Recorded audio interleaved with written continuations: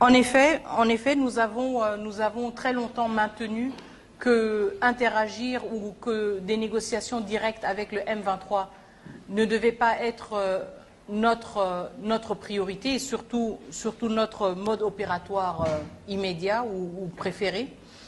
Mais comme vous le dites, justement, le médiateur angolais a lancé cette initiative, cette invitation aux différentes parties de se rencontrer et de discuter. Je pense que ce qui est important, c'est encore une fois le contexte un peu plus large dans lequel tout cela s'est passé. Une série d'engagements, de promesses de cessez-le-feu qui ne se sont pas matérialisées.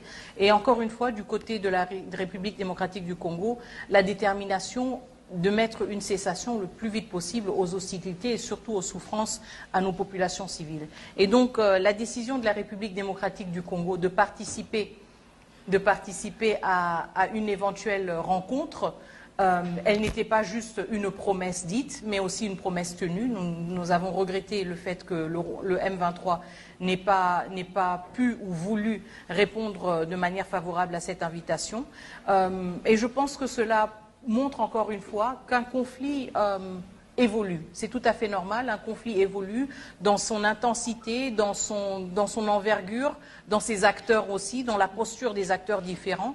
Et nous sommes dans une logique justement de l'évolution du conflit et la République démocratique du Congo, à ce moment précis, a estimé qu'il était plus opportun pour nous et surtout pour nos populations d'engager cette discussion directe avec le M23 si cela aurait pour répercussion justement une cessation d'hostilité, une cessation des violences contre nos populations civiles. Et donc, il est difficile de prévoir, si vous voulez, comment un conflit évolue. Nous étions quelque part de tout à fait différents en décembre, quand nous nous apprêtions à signer l'accord avec le Rwanda. Et maintenant, quelques mois plus tard, évidemment, il y a eu une évolution. Mais malgré cette évolution, la priorité a toujours été la même pour nous et surtout pour le président de la République. C'est de préserver les vies des Congolais et des Congolaises. Et c'est dans cette logique aussi que nous avons donné notre feu vert pour qu'il y ait un engagement au niveau des équipes qui ont été envoyées pour participer à une rencontre directe avec le M23. Cela doit s'inscrire dans cette logique. Il serait regrettable d'avoir un gouvernement ou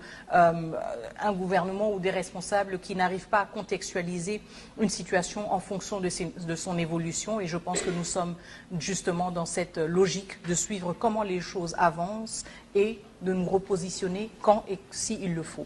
Cela ne veut pas dire que certains principes ne demeurent pas et ne restent pas inébranlables.